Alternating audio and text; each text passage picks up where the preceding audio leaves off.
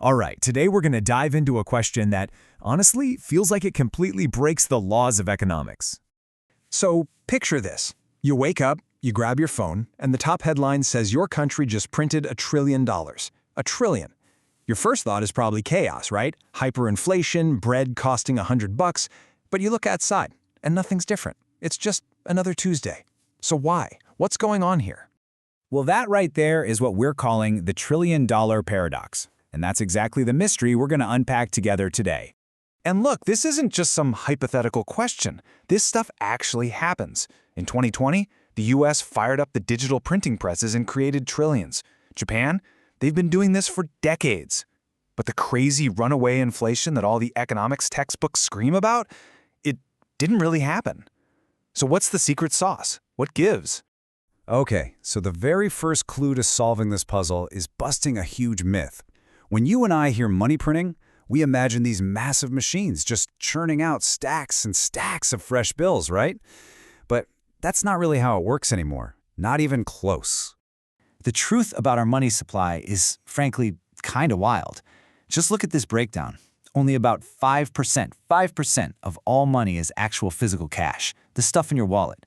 The other 95%, it's all digital. It's just numbers on a screen, entries in a bank's computer system. That's it.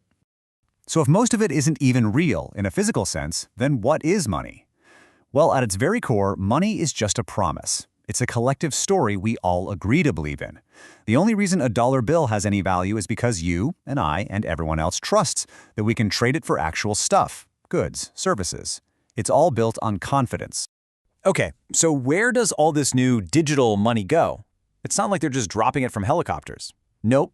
It gets injected straight into the financial system. The central bank creates these digital dollars and uses them to buy things like government bonds from commercial banks. And for the most part, the money just stays there, sloshing around in the financial markets. And that is why you see things like stock prices and real estate values soar, while the price of a gallon of milk at the store doesn't really change that much. All right, that leads us to our second big clue. It turns out it's not just about how much money there is, it's about how fast that money is moving around. Yeah, there's a cool term for this. Economists call it the velocity of money. And it's a really powerful idea, even though it's pretty simple.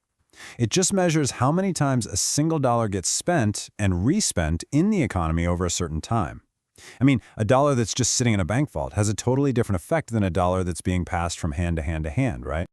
So here's the key takeaway. $1 trillion just sitting in bank reserves, that's slow money. It has super low velocity. It's not really touching the regular economy where you and I shop.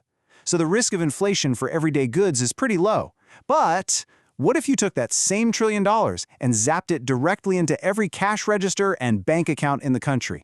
Whoa, now that's fast money. The velocity would go through the roof, and you'd see prices for everything jump like overnight. So you see, where the money is and how fast it's moving, that's everything. And that brings us to our third and, honestly, probably the most important piece of this whole puzzle. It's the invisible glue holding this entire system together: trust. To really see what I mean, let's take a look at a real-world example. Japan is the perfect case study for this paradox in action. I mean, Japan has been creating just mind-boggling amounts of yen for decades now. So why doesn't a loaf of bread cost 1,000,000 yen? Well, it's because people have deep, deep trust in Japan's institutions. The government is stable. And you also have these unique cultural and demographic things going on that lead people to save a lot more than they spend. So even with all this new money, people still trust the yen. The system holds. The money gets created, but its velocity stays super low. That promise we talked about, it stays intact. Now, for the flip side, let's look at what happens when that trust completely evaporates. Let's talk about Venezuela. So Venezuela also created massive amounts of money. But here's the difference. It happened alongside a total collapse of trust in the government and the economy's ability to actually make things. And when people think their money is going to be worthless tomorrow, what do?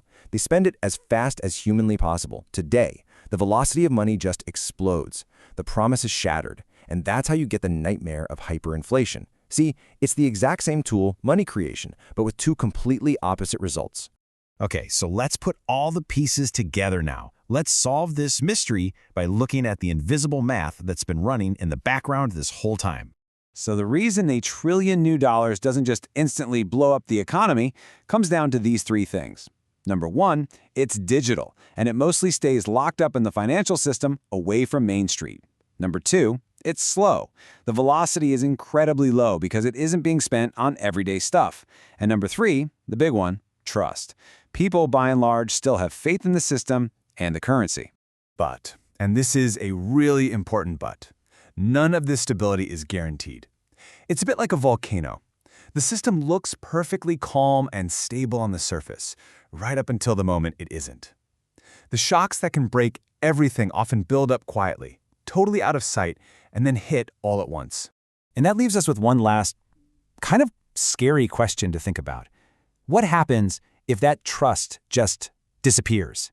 What if something happens that makes everyone panic and try to spend all their money at once? All that slow, quiet, digital money could suddenly become very fast, very loud money. What does the invisible math look like then? Yeah, that's the question that keeps a lot of economists up at night.